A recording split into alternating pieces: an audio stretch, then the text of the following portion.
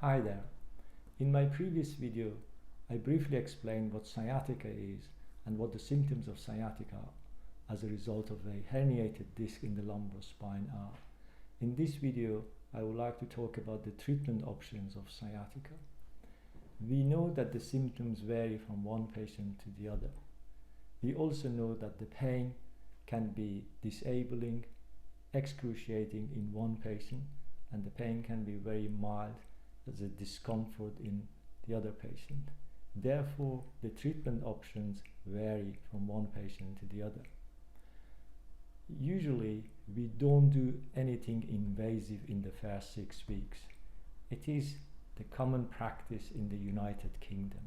We don't offer anything invasive in the first, I would say, 4 to 6 weeks if the pain is manageable, if the patient does not have any bladder or bowel incontinence, if they don't have something called Cauda Equina Syndrome, which I mentioned in the previous video.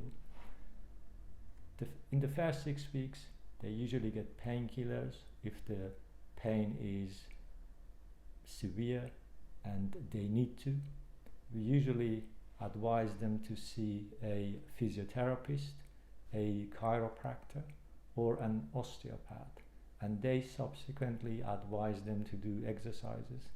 And these exercises could maintain their mobility, and they can also help manage their pain. That's a treatment option in the first 6 weeks. Now, if someone still experiences pain after 6 weeks, what we do next?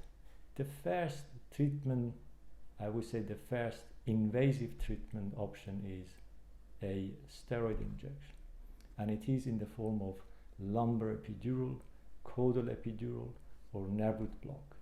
They all have the same goal. They take the steroid around the nerve root, which is compressed, which is impinged by the slip disc. The success rate of the injection is about 60%, and it usually improves the leg symptoms, which is quite good. This is the first invasive intervention, and then we will see what the patient says and how the symptoms develop. If the patient experiences substantial relief, then we tell the patient wait a few more weeks and then see what happens.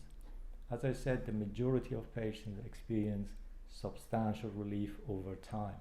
Actually, time is the main factor in treatment of these patients. So if you wait long enough, the symptoms improve and even disappear. Now, if the injection didn't help and the patient still experiences pain and the pain affects the quality of patient's life, what is next?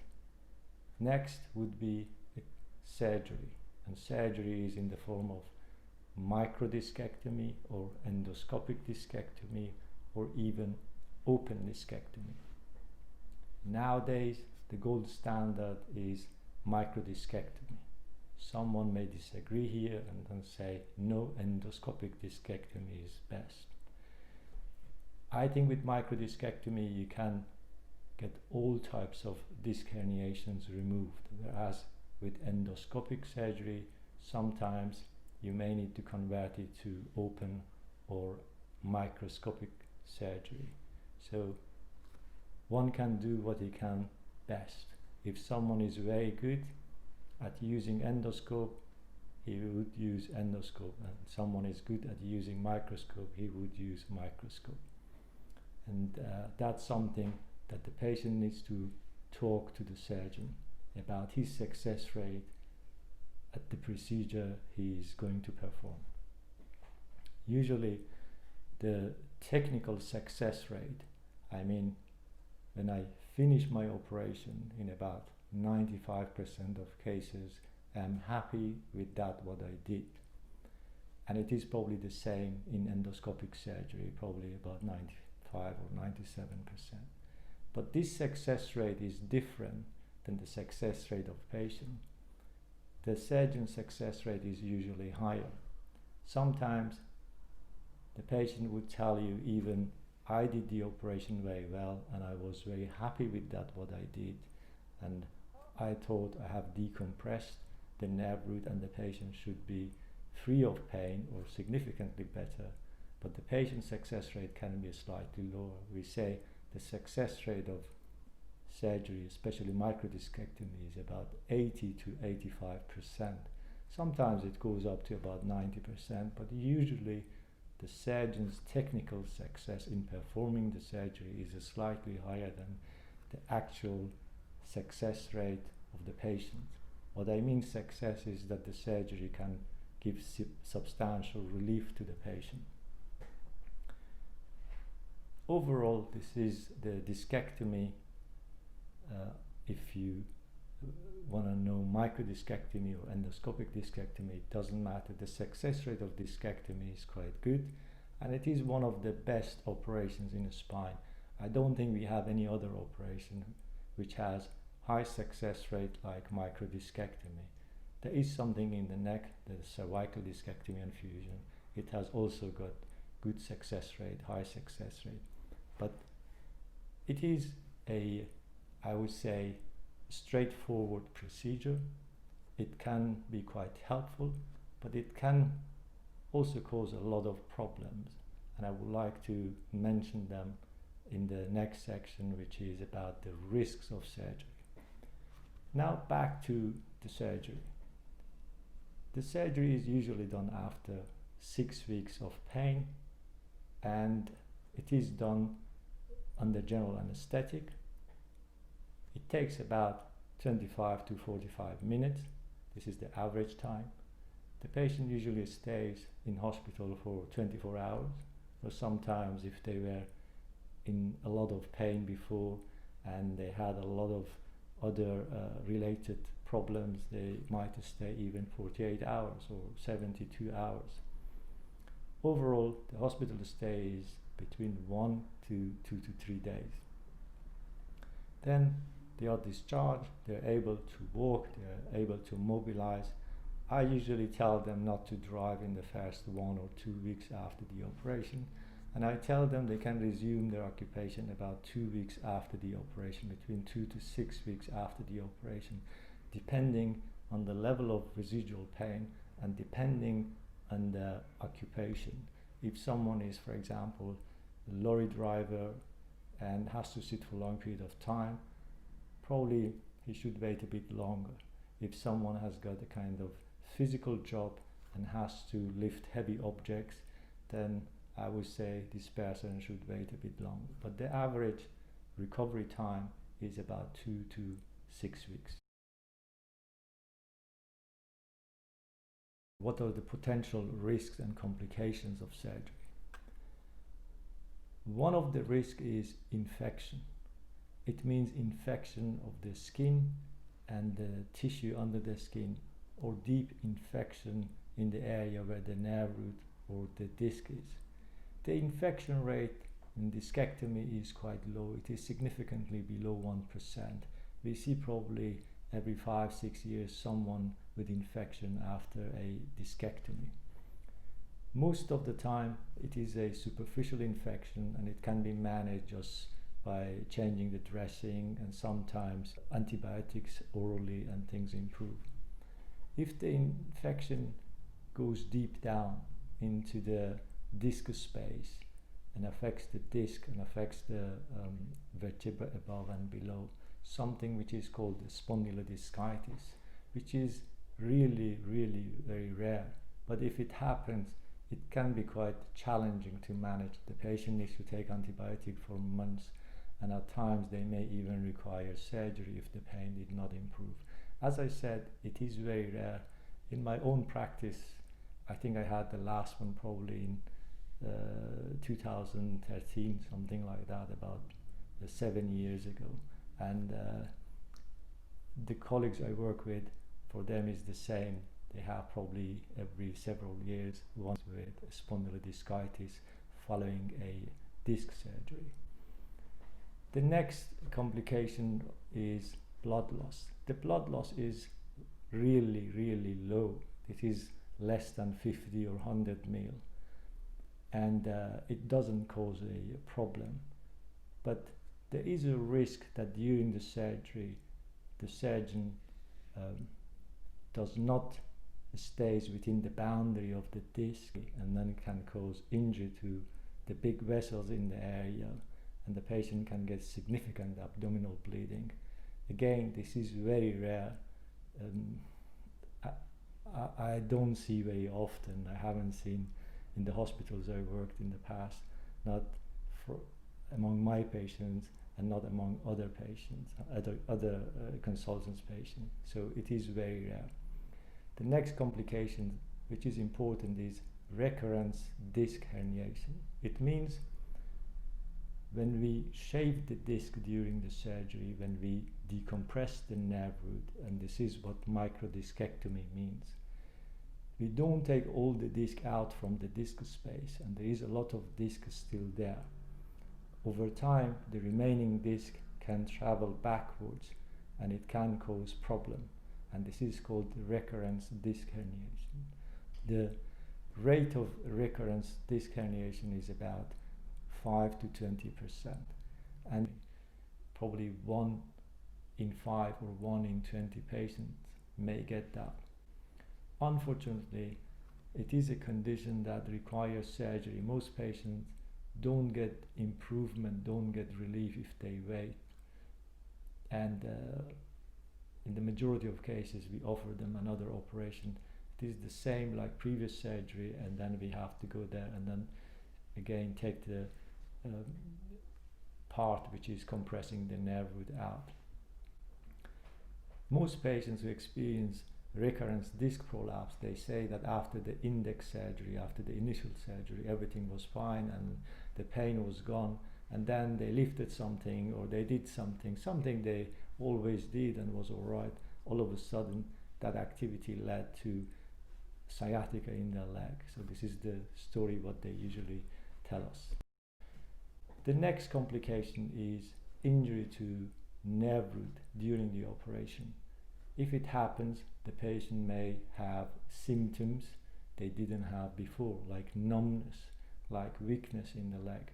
Sometimes if the injury to the neural structures is significant, the patient may get bladder and bowel dysfunction.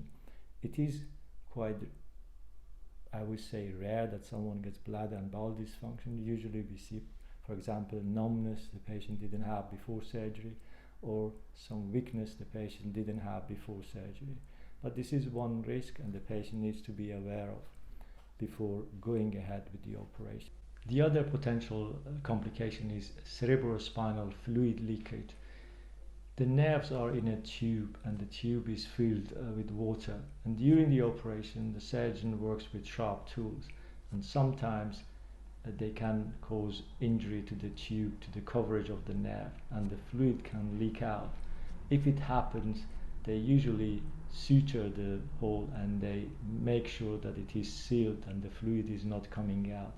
And then they ask the patient to have bed rest for 24 hours or sometimes about 12, something between 12 to 24 hours after the operation. At times, the cerebrospinal fluid leakage is a bit delayed. Probably there is no proper hole and there is just a scratch there, and once the patient is discharged or when the patient starts walking, then the pressure increases and the scratch converts into the hole and the fluid can leak out, and the patient may experience headache or dizziness while sitting and standing, and says if they lie down, things are right, they don't experience any symptoms. If it happens, the patient requires another operation in order to seal the hole there and to manage the leakage. Fortunately, it is not very often. If it happens, we usually see during the operation and make sure that it is sealed. But if it happens later on, then the patient needs to come back to hospital and they go for another operation. This is fortunately not very common. These are the main complications of microdiscectomy. There are also very rare complications such as the scar formation around the nerve root, and the scar tissue can also compress the nerve root and cause some symptoms. it is quite challenging to manage scar tissue if the patient tends to build excessive scar tissue, and if it happens, there must be a discussion between patient and surgeon how to manage that.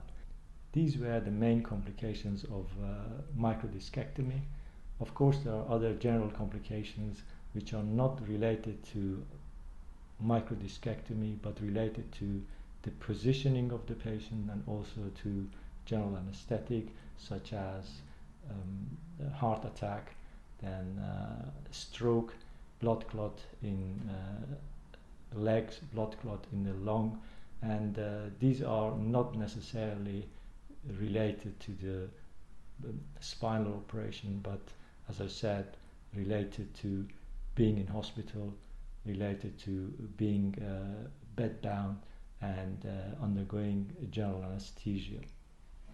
Fortunately, these are not very common. We don't see these kind of general complications very often. Deep venous thrombosis, which is blood clot in the leg, can sometimes happen, but it is usually managed easily and rarely requires a kind of secondary operation. So it is managed conservatively. So overall, the complication rate in microdiscectomy is low. The important one is recurrence disc prolapse, which may affect 5 to 20% of patients after surgery, and these patients may require another operation. But the other complications such as blood loss and infections are very, very low, and they don't happen very often. I think I've covered the treatment options for sciatica as a result of a herniated disc. The important thing here is if you can wait and don't go for any invasive procedure. Sciatica has got a favorable outcome. Most patients experience significant improvement if they wait long enough. Sometimes probably 6 weeks is not enough to get rid of the symptoms, and one needs to wait probably 3 months or even 6 months. If your pain is manageable and it doesn't affect your quality of life, and you can still socialize, you can still do your job, you can wait. You can wait even 3 months or 6 months. But if the pain is getting worse and it is not getting better, then you can go for an injection probably after 6 weeks, and then if it didn't help at all, then go for surgery. One thing I would like to add here is that the outcome of the operation, microdiscectomy, in patients who have got chronic sciatica for years, patients who have got other medical conditions such as depression and other things, is less favorable. So these patients may not experience substantial relief after discectomy, and they may still have the same pain. Now I've arrived at the end of the video. I hope you have found these videos useful. If I see there are many unanswered questions, I may make another video and put here. I wish you all the best.